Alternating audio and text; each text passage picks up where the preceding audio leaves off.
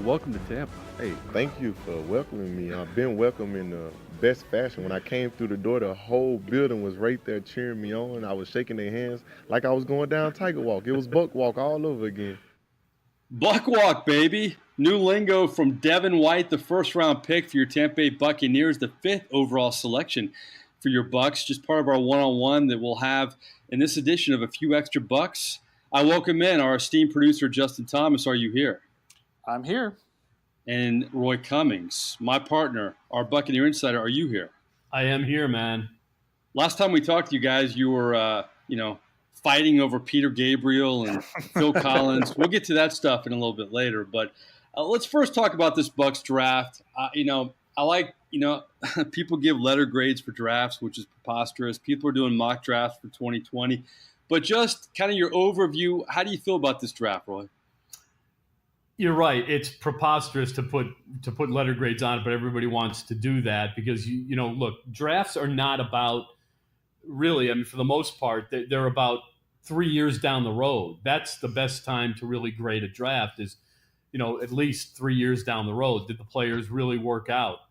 Everybody wants to do it immediately 3 minutes after the draft is over. They want to grade on it.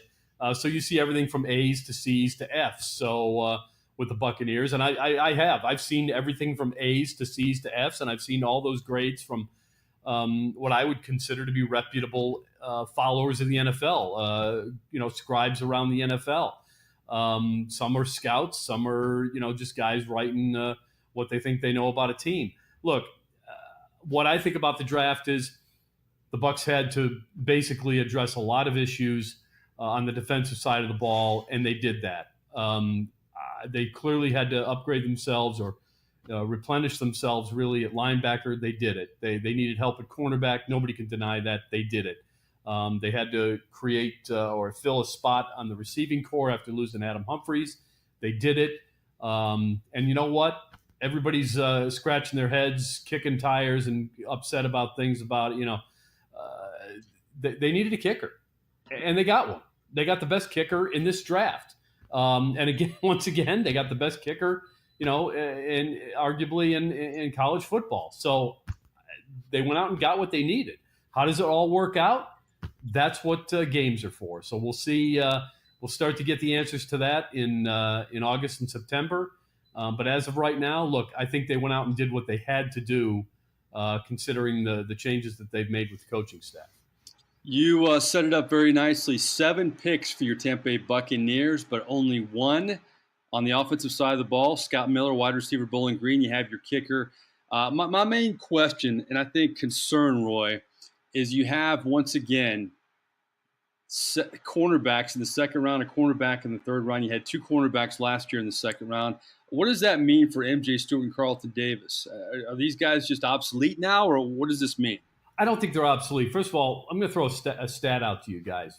Last year, the defensive backs that the Buccaneers drafted combined for they had 0 picks, guys.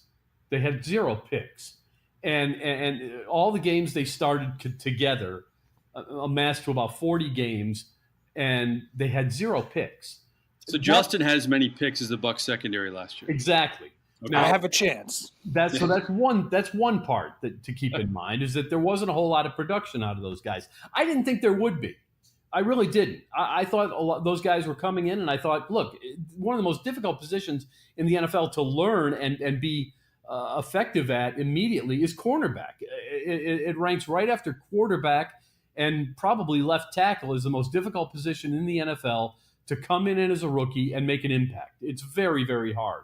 I wouldn't expect any of these guys that are drafted this week, this past week, to really come in and make a great impact, even though one or more of them may start. Here's the thing, guys. The Buccaneers, and I've said this thousands of times, and anybody who's listened to me, whether it was on News Channel 8 back in the day, read me in the Tampa Tribune, listened to me on the radio, this podcast, take your pick. I have said this thousands of times. Be careful what you ask for when you ask for a coach to be fired. Because when a coach gets fired, when you change coaches, you change schemes. And when you change schemes, you change players. And what the Buccaneers did when they fired Mike Smith and they fired Dirk Cutter, and they brought in Bruce Arians and made Todd Bowles their new defensive coordinator, they are changing schemes. They're not tweaking a scheme. They're not tweaking a 4-3-1 gap scheme, zone scheme that they've played before.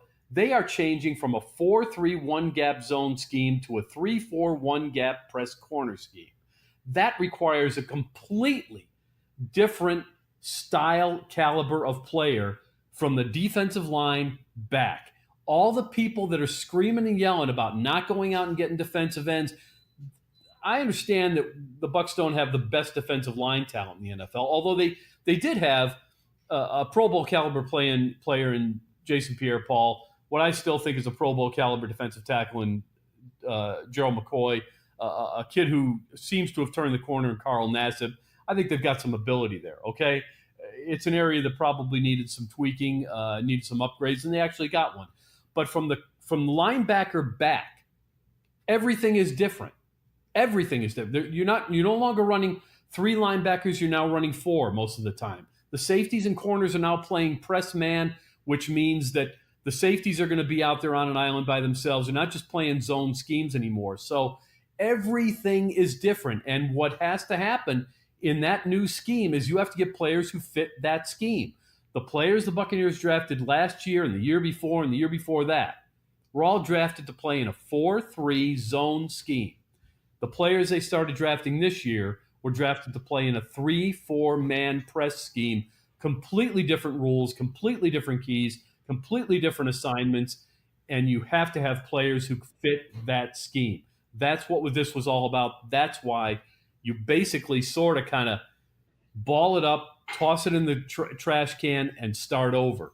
This is a complete rework of the defense, and the rework includes new players. But boy, when you start over, what do you say to the people who say last year's second-round picks are just a waste? Well, you hope that they're not because, and look, guys are going to get cut. That's going to happen. But they have an opportunity to, how versatile are some of these guys? How versatile is MJ Stewart? How versatile is Carlton Davis?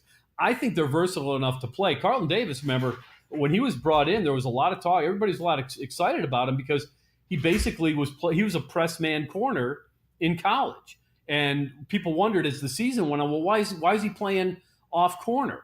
Well, because that's what the scheme asked for. I think he's going to be okay. It's just like we're hearing a lot. We've talked about this a little bit too. A lot of people think Noah Spence is going to be a better fit in this particular scheme, this 3-4 scheme, because that's what he played in college. That's where he excelled as a stand-up outside linebacker type, rushing off the edge. I think he's got a chance to really get back to what he was doing so effectively in college now that he's in this different 3-4 scheme that we're playing here in Tampa under Todd Bowles. So the answer to your question is this doesn't mean that those guys are gone, that they don't fit the system. But in case they don't, you had to go get players who do. And that's why the Bucs drafted the players they drafted in the secondary. Boy, if it doesn't work out, that's just a crusher, though. You trade down, you get Vita Vea, and you get some more picks in the second round. And if MJ Stewart and Carlton Davis don't work out, that's just another in a series of bad drafts for the Tampa Bay Buccaneers. Let's talk about the running back position. You look at this draft, no running backs were drafted. You have Peyton Barber, and you have Ronald Jones. What do you think about these running backs heading into next season? After free agency, they didn't get a running back, and the draft, they didn't get a running back, and that's a huge need for this team, apparently. Looking at last year's play, Roy. Yeah, looking at last year's play, I would say the running back is an area of need, except it was hard to really grade the running backs last year because how often did they really get a chance to run beyond the line of scrimmage? The play of the offensive line in terms of run blocking was so poor last year that we never really got a chance to see what Ronald Jones could do, what Peyton Barber could do. It was really a tough year for the running backs. They never had a chance to really get going. I mean, these guys were hit repeatedly behind the line of scrimmage, and Ronald Jones in particular. And again, I've talked before about some of the issues with Ronald Jones, and we can get into that a little bit deeper. The Buccaneers were a little bit disappointed in Ronald Jones. Obviously, they were disappointed in his production, but part of the reason for his lack of production was he came out of college, and it turns out that he didn't quite have the leg strength that he needed. This is, what I'm hearing from inside the Buccaneers camp is that he didn't quite have the leg strength to break through tackles and to fight off those first hits deep inside the backfield. The reason he didn't, kind of shake off some of those first hits, that first contact that was made with him, is he just didn't have the leg power to do it. He's on a program now, has been for a little more than a year. A little less than a year, I would say. But he's on a program now to build that leg strength up, and the Buccaneers like what they're seeing of him so far. So this is one of the reasons that they didn't do a whole lot in terms. I mean, they're going to pick one up. They've picked up a couple as far as we can see from the undrafted group. They're going to have a running back there, and there's still other bodies out there that they'll look at. I think they'll have another body or two at running back before training camp starts. But in terms of having exactly, these running backs, it was hard to evaluate them last year, very hard, because they didn't get a chance to really get going. I think there's going to be if the line plays better, the running back should play better. And I think that the hope is that that's going to be the case here in Tampa, is that as the season goes on, the running game is going to be better because the line play is going to be better because, obviously the Bucs believe that they can do a few different things with the new coaches. So we'll see if it happens. But obviously they must believe in the talent up front in the trenches on offense, because they didn't really address that either. Boy, oh boy, so many holes in this team. You thought the offensive line was revamped last year. You get Ryan Jensen, you move Ali Marpet back to guard, and it's still just so many question marks in this football team. We mentioned Peyton Barber. One thing you can say about Jason Light, he's done well with rookie free agents, from Peyton Barber to Adam Humphries to Cam Brate. He was asked after the draft was over, why is he getting more hits with rookie free agents than in the actual draft itself? Here's what he had to say. Good question, because a lot of those players that we sign and we give, those sign bonus money to, they kind of came from the same pool as those late draftable guys. So, you draft guys that are off your board, obviously, and the guys that we sign and we go after hard are still on our draft board. So, for whatever reason, maybe I should have drafted the guys that we signed as free agents and signed the guys that we drafted. They're basically this close to each other on the draft board. What do you think of that? Well, he's absolutely right about that. I know for a fact that you get down into the 6th and 7th round, and the argument becomes, how likely is this guy to get to the undrafted free agency phase? Can we get him there and not waste a pick? And a lot of that is trying to guess what other teams are going to do, because you obviously you probably go into a draft liking 35 players, hoping you can get half that many. And there are certain guys that you absolutely project as undrafted free agents that you want. You hope they get there, and when they do, he's right. A lot. Look, the draft as it goes on is a crapshoot more and more. And so it looks like the Bucs, and they've been fairly successful in picking up undrafted free agents. Adam Humphries, Cameron Brate, come from that group, obviously. So. That's just two. DeMar Dotson was one of those guys. If you go back a few years, these are guys who've made it. Peyton Barber, So I mean, these are guys who can play in the league. The thing is, they're all capable, but a lot of it I think comes from will, want to, desire. Most of the players drafted have the ability to play in the NFL. They wouldn't be in the mix if they didn't. And I've heard several general managers tell me that when it comes down to making it in the NFL, it's really not a matter of, do you have the size, the speed, the talent, the skill set, the work ethic, although it is somewhat work ethic, because it's not a matter of really the measurables or the talent. It's a matter of what you can't measure. How hard do you want it? How hard are you willing to work? And how devoted are you to making this opportunity happen for you? I tend to think that sometimes with a lot of the unrestricted or undrafted free agents, they just want it so much more, and they go out there and they bust their can, and it starts with making somebody take notice of you, and they take notice of you. And here's the thing: a lot of these guys didn't become players, the players that they are, for a couple of years. Adam Humphries, it was a steady progression. DeMar Dotson, it took him about 4 years before he became a starting caliber player.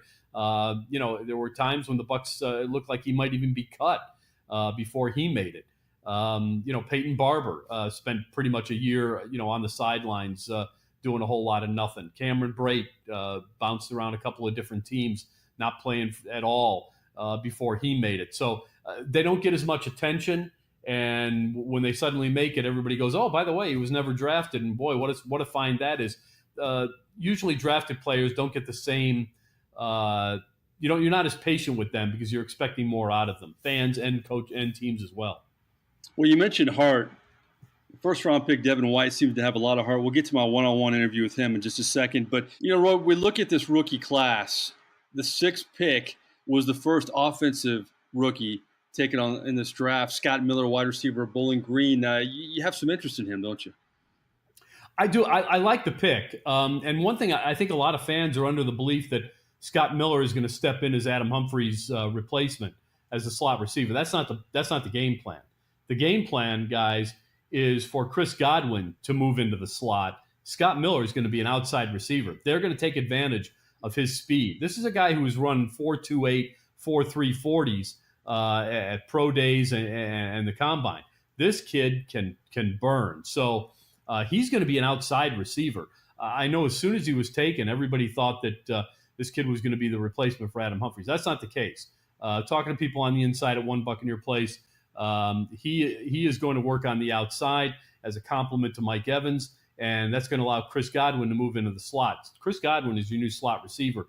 That's why, and that plan was there all along. That's why the Buccaneers didn't feel that bad about losing Adam Humphries, because he wasn't the guy they had to replace necessarily. They've got that replacement, they think, in Chris Godwin, which, again, you know what? Just kind of goes back and shows you when Chris Godwin was drafted, the plan at that time was for him to be a slot receiver. Well, Adam Humphries kind of just forced him to the outside because Chris Godwin, they always saw as his best spot is going to be slot receiver.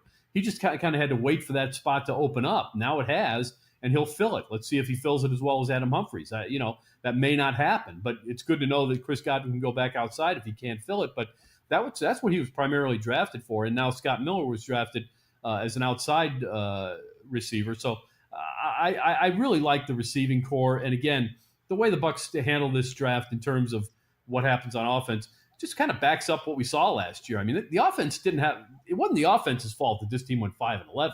This team went 5-11 because it had the worst defense in the history of the NFL. Okay. The offense was pretty darn good and a record-setting offense. And there's plenty of talent there. As Bruce Arians said, you're not going to step into too many huddles as a quarterback like Jameis Winston, be surrounded by that much talent. Granted, the offensive line needs to play better. This team wasn't hurting that much on offense. That's why they didn't do a whole lot with it in this draft. They needed to fix the defense, and that's where the focus was. This was the first draft for Jason Light and Bruce Arians to work together with the Tampa Bay Bucs anyway. And he was asked, Jason Light, how that worked out. It was awesome. It was great. This whole process with him has been fantastic. We have our arguments, but with Bruce, even the arguments are fun. So, sometimes we take him off site and, we settle him there. And Bruce is just, you can see why people just follow him, his coaches. He's a fantastic guy. It's fun to go head-to-head against him. You know what I really like about Bruce Arians? Well, a lot of things, but one thing that really sticks out is just the mindset that you didn't have with Dirk Cutter, you didn't have with Lovie Smith, you didn't have with Greg Schiano, you didn't have with Raheem Morris. Obviously, he's a proven winner in this league, but he seems to have that confidence no matter what is going on, no matter even in this offseason where there's all kinds of question marks. I know he's been kind of up and down with Gerald McCoy, to say the least, but he seems to kind of have that confidence that things are going to be okay. And that has to rub off not only on the players, but the front office as well. Roy. Yeah, you're right. Look, I really I've always liked Bruce Arians as a coach. You're right, and I've said it before. He's a proven NFL head football coach with some success on his resume. And look, here's the other thing. Fans are upset. They're wondering what the heck's going on with his football team. Why are we drafting this guy? Why are we drafting that guy? He had a pretty good answer for all that. And a lot of it, goes along the lines of what I've already said here, is that this is a completely different scheme that we're going to be playing here, and that's why we've got to do it. But you're right. I mean, he is so blunt and honest, more so than even Dirk Cutter, because Dirk was blunt and honest Yeah. But he seemed to have an edge for the media, whereas I think Bruce Arians kind of gets the whole media thing and plays along. But when you start attacking him, he fights back a little bit and says, look, just wait and see. All right, this is going to be fine. So yeah, I think there is a lot of confidence coming out of him. You listen to his comments, during the press conferences, and he says, look, just give us a chance here. We'll show you. It's going to work. I promise you, it's going to work. You just need to have some patience here and believe in our system, because everybody else believes in it, because we've run it before and it works and we know it's going to work. So yeah, he brings a lot of confidence, and I like that confidence. Well, he was very confident about Devin White. It seems like they made up their minds weeks ago, maybe months ago, about Devin White. Initially, before we get to the sound, let's talk about Devin White. Justin is the only one of the three of us that predicted Devin White. I think you and I were kind of going outside the box a little bit last week, but Justin, I give you credit for that, by the way. Thank you. There you go. But Devin White, to me, is maybe one of the safest picks in this draft, because I feel like I know what I'm going to get with Devin White for the most part, Roy. And I can't say that about a quarterback. I can't say that about a guy like Josh Allen. But Devin White, there's something about him. I just feel like I know what I'm going to get with that player more than a lot of guys. I'm so with you. And what's wrong with that? Think about, here's one of the problems fans have when it comes to the NFL draft, is that they all kind of treat it as if it's like a fantasy league draft. First of all, everything is about this year, number one, which it isn't. It's about the future more than it is about this year. And that, but one thing that you would hope is, when you draft a quarterback or whatever position, running back, when you draft, especially in the early rounds of a fantasy draft, you're drafting players based on, well, I know I'm going to get this out of this guy. I know for a fact that, Tom Brady's going to throw, 40 touchdown passes and for 3,000 plus yards. I know I'm going to get that, so I'm solid there. Well, that's what the Buccaneers got, as you just said, with Devin White. They know exactly what they're going to get. They also know that he's absolutely going to step in right away and be their middle linebacker, be the quarterback of their defense. And the hope is that after a pretty good rookie season, where they'd love it if he won Rookie of the Year and went to the Pro Bowl and everything else, he's probably going to turn into a Pro Bowl and All-Pro caliber player within about 2 to 3 years, and then hopefully continue to play at that level for the next 5 to 8 to 10 years. So that's what you're getting out of this guy. And nobody, no draft analyst, no scout denies that. And that's something that this defense needed after losing Quan Alexander, because Levante David is not that player. Kendall Beckwith is not that player. Riley Bullock, who just got cut, is not that player. They needed that player for this scheme, and he fits the scheme, and he's a leader type and a guy who yes, you know exactly what you're going to get on him on the field, off the field, every Sunday, every down, and that's it's not safe, it's smart. That's a smart pick. And he's a leader. There's no doubt about it. He went to a big-time school at LSU, was captain his sophomore year. And my one-on-one, I asked him about the BUCS defense. What do you know about this BUCS defense coming in now? I know, man, I asked a lot of questions about the BUCS defense when I was on my top 30 visit, and I know we just got a few missing links to the chain, and I know we just got a huge link to the chain, and we're going to add a couple more links to the chain, and we're going to be ready to go when it's time to play. And I know we just got a lot of work to do, and we got to believe in one another. We got to have each other back, and when we get on that field, we just got to fight for one another. This guy's really confident, not cocky. You feel like, he's the guy that can step in that, and even as a rookie, and make a difference more than any player they've had in a long time, Roy. Yeah, I do believe that. I'll just compare him last year to Vita Vea. We kind of all wondered, why are we taking a 3-4, nose tackle with the first round pick? I know you need pass rushers, but it's going to be hard for this guy to really fit into the scheme, and it did. It took him most of the season to get healthy, and then B, figure out the scheme well enough that he was able to make an impact while getting some snaps. That's not the case with Devin White. Devin White fits in day one, makes an impact day one. The ceiling's high for him, and the expectations are high. It's quite possible he may not play up to the high expectations, but at the end of the day, he's going to be one heck of a good football player. He's the best linebacker the BUCS have drafted since Derek Brooks. And, I think he'll probably end up being the best linebacker they've had since Derek Brooks. That's hard to argue against that. Before we hit more likely, let's talk with Devin White, my one-on-one, about who he looked up to growing up. I love his answer here. Growing up in Spring Hill, Louisiana, northern Louisiana, your younger brother was actually a Bucs fan, but what was Devin White growing up? Well, Devin White was a Tom Brady fan. Oh, really? I watched the Saints, but I was living 5 hours away, North Louisiana. I was never able to get to a game until I started going to LSU, but I never had a favorite team. It was always just LSU, and I always watched Tom Brady because I knew he used to win rings. He used to hold the Lombardi trophies, which was my ultimate goal. Mm-hmm. So I watched him. I watched the way he carried himself. I watched the way he put in work. I watched how he took care of his body, and I just really respected him for that. And now I'm in the league. Now I know I got to keep doing those same thing, and I'm ready to, be a winner as well. So Devin White, we keep hearing this. He checks all the boxes. He really does. I mean, he's a great player. He's a leader. And I love the Tom Brady angle when you ask him who he looked up to. The kid grew up in Louisiana. He didn't say the Saints. His younger brother was a Bucs fan. Didn't say the Bucs. He said Tom Brady. If I'm a head coach, I like that answer. Yeah, absolutely. I mean, again, you said the kid's just oozing confidence, and he is. He knows he's going to play at a high level in this league, and he absolutely is. I'm excited to watch him play. I think he makes the Buccaneers defense better just by stepping on the field. And you can't say that about a lot of guys, but this guy for sure you can say it about. Roy, we look at this rookie class. The 6th pick was the first offensive rookie taken on in this draft. Scott Miller, wide receiver of Bowling Green. You have some interest in him, don't you? I do. I like the pick. And one thing, I think a lot of fans are under the belief that Scott Miller is going to step in as Adam Humphries' replacement as the slot receiver. That's not the game plan.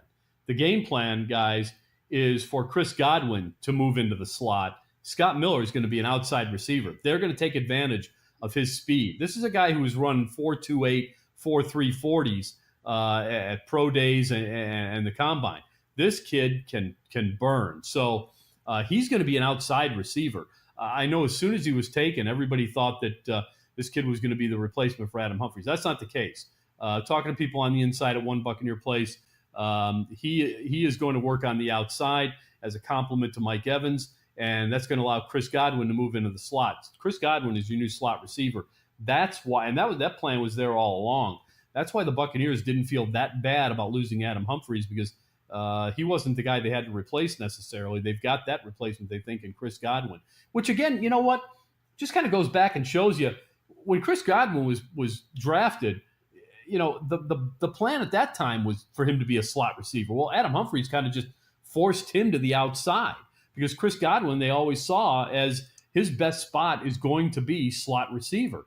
He just kind of had to wait for that spot to open up. Now it has, and he'll fill it. Let's see if he fills it as well as Adam Humphries. That may not happen, but it's good to know that Chris Godwin can go back outside if he can't fill it. But that's what he was primarily drafted for. And now Scott Miller was drafted as an outside receiver. So I really like the receiving core. And again, the way the Bucs handle this draft in terms of what happens on offense just kind of backs up what we saw last year. I mean, the offense it wasn't the offense's fault that this team went 5-11.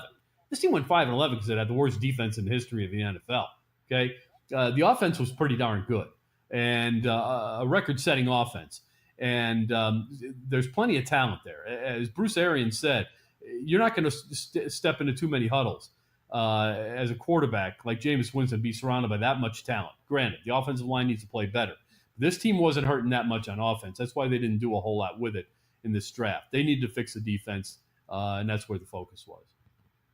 Devin White looks to be a big-time player for the Bucs, but we're not done. Justin, you know what time it is.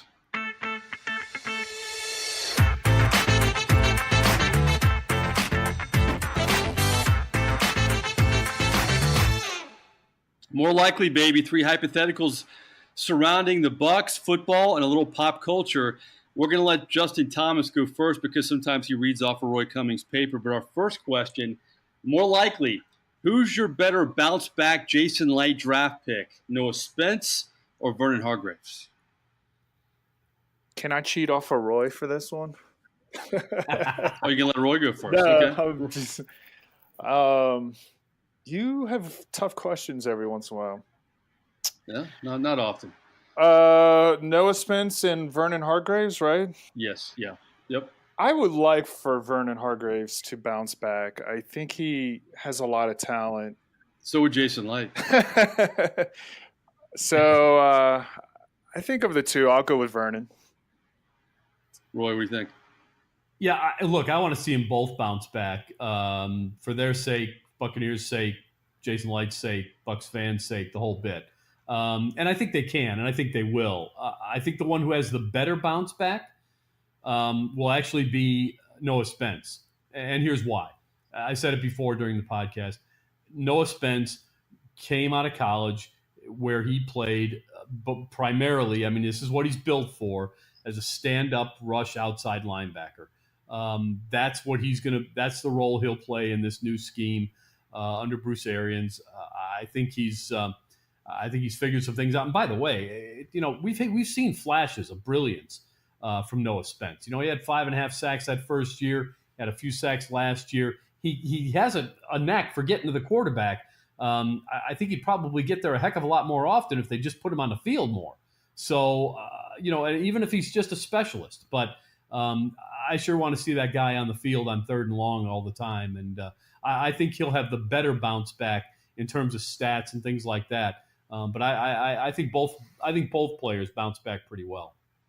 Well, you've been talking about scheme the whole podcast, and the scheme really aligns better in this Todd Bowles 3-4 for Vernon Hargraves and Noah Spence. And I tell you what, if both those guys bounce back, the biggest bounce back would be from Jason Light, because the Bucs have a winning season and both those draft picks bounce back. That's good for him. I think it's Vernon Hargraves. I think you saw even against the Saints in that opener last year, he looked like a different player. Then he had that injury. I think he's better than he's played the first couple of years. We've seen flashes of it in the preseason. The fact that he can do press coverage now and be more comfortable in defense, I think Hargraves, but it'll be fun to watch Noah Spence. All right, our second more likely, Sebastian Janikowski has retired. 19 years, the 17th overall pick by the Raiders. How about, all the craziness of the Raiders? Back in that draft, they had Shane Leckler and Sebastian Janikowski. Both guys turned out to be all-timers for that franchise. He made $53 million, guys, the most of any kicker. And the remarkable thing, now Tom Brady is the last guy left in that draft class. He and Sebastian were kind of having a staring contest. More likely, is Sebastian Janikowski a Hall of Famer? Justin. I was looking at his stats earlier today. That's a really tough question. I don't see why not. I mean, he played 19 years. That's pretty long. He has pretty good percentage records for both kicks and point after. Obviously, I don't think he would be a first, ballot Hall of Famer, but I could see eventually him potentially getting in. Roy, it turned out a little better for Janikowski than his other buddy at Florida State Aguayo, but what do you think? Yeah, you're right. You know what? I'm going to say no. It's really hard for kickers to make it to in the Hall of Fame, and Janikowski was special. I think when you talk about the Hall of Fame, I think you talk about how did a player impact the game? Did he change the game? Can you write the history of the game without him? Not so sure you can. I think you can probably do that without Sebastian Janikowski. You can't write the history of the Raiders without him, but you can write the history of the NFL without him. He was a great player, but I don't think he was Hall of Fame caliber. I think he falls just a little short. And my guess is that by the time he has an opportunity to really make it, I don't think he's going to be 5 years from now. I think it's going to take him 10, 15 years to really get in the room and be talked up enough. By then, my guess is that most of the people that saw him play won't be voting at that point, and he probably misses. I agree with you. The problem with Sebastian Janikowski, he hasn't had that Adam Vinatieri moment or moments in the postseason. He said it still hurts that they lost to the Bucs in that Super Bowl. And, he was only an All-Pro once. So I don't think – and it goes back to kickers. I mean, Morton Anderson, it took a while for him to get in the Hall of Fame. He never had that postseason moment. Of course, he played with some bad teams. But Morton Anderson had more points, and he had all the stats, so he had that going for him. I think Vinatieri will definitely get in. It'll be interesting to see if Vinatieri is a first-ballot Hall of Famer. But Janikowski, I think what hurts him is the postseason, and also he played in the same era as Vinatieri. It's so hard to give two kickers in one era a spot in the Hall of Fame. But Vinatieri will be interesting to see how fast he gets in down the road. Okay, let's have some fun. Last, more likely, boy, Phil Collins got beat up last week pretty good. Elton John just demolished Phil Collins. This time around, we're going to bring back more likely. Who would you like to see in concert if you had a free ticket and you could walk across the street? More likely Peter Gabriel or Huey Lewis, Justin? Oh, I'm more familiar with Peter Gabriel's work. Obviously, Huey Lewis did the Back to the Future soundtrack, which is great, but I'm not too familiar with most of their songs outside of that movie. So Harder Rock and Roll? No, I mean, I know some of them. I'm just more familiar with Peter Gabriel. I really like Peter. That's your guy, Peter Gabriel. I wouldn't say he's my guy, but I do really like him, and I will defend him, unlike Roy, who apparently thinks he's not worth it. So I will go with Peter Gabriel. I can't wait to hear Roy here because he doesn't like Peter Gabriel, but I don't know how much he likes Huey Lewis either. So more likely, what do you think, Roy? For the three, and maybe it was four, but I can't remember the fourth. But for the three songs that actually were hits, if I'm going for free, I'll go see Huey Lewis in the News. Okay, you sound thrilled. No. Yeah. Look, Huey Lewis, not special. Couple of good songs. Talk about Hall of Fame. I don't think he gets there. And Peter Gabriel, I don't know. Peter Gabriel in the Rock and Roll Hall of Fame. All you have to do is cut a record. If the three of us cut a record, we get in the Hall of Fame, Rock and Roll Hall of Fame at some point.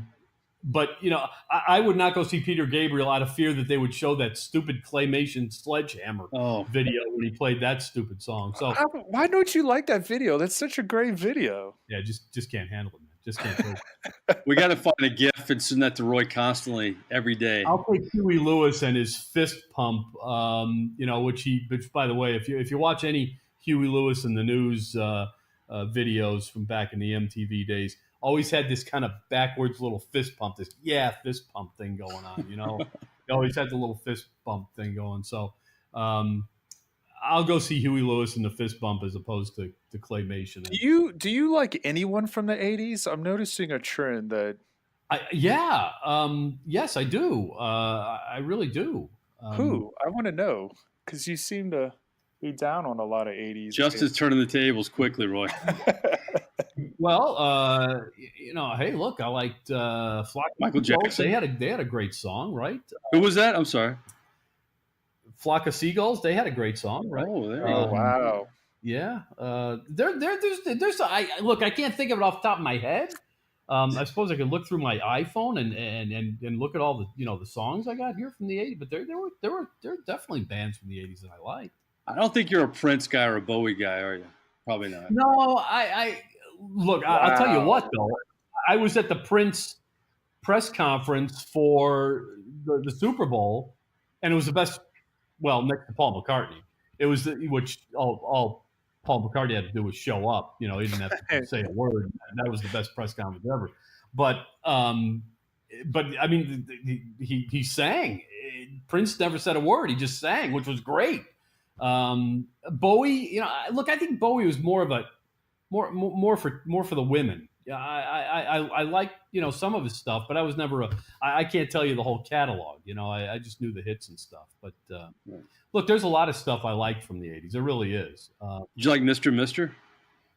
Yeah, I remember they were okay. I mean, what? See, I'm telling you, there's no one from the 80s. Through the 80s, we kind of got through the 80s. It's been forgotten. Is that what you're saying? You've looked past.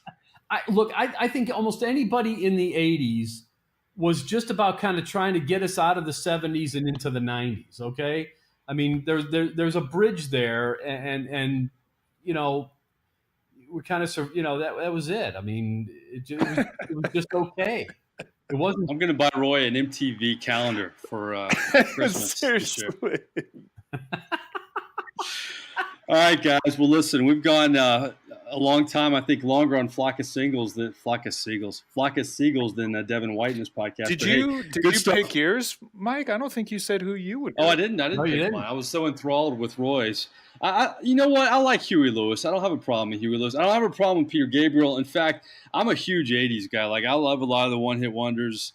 I love Prince, Michael Jackson. I'm pretty well-rounded with music, but you know, I didn't like the 90s too much, but I really liked the 80s. I thought the 80s was great. Maybe it's just because that's when, you know, high school, college, that's what you kind of remember when you hear songs and stuff. But I think I'd pick Huey Lewis over Peter Gabriel if I had to walk across the street. Wow. That's just me. Well, listen, you can catch, you know, Huey Lewis and Prince and Flock of Seagulls and Peter Gabriel and Elton John on all the platforms we're on as well. Spotify, Stitcher, Google, iTunes, Podbean. We're getting bigger every week. We appreciate you subscribing. Check out pewterpirates.com for our full one-on-one interview with Devin White.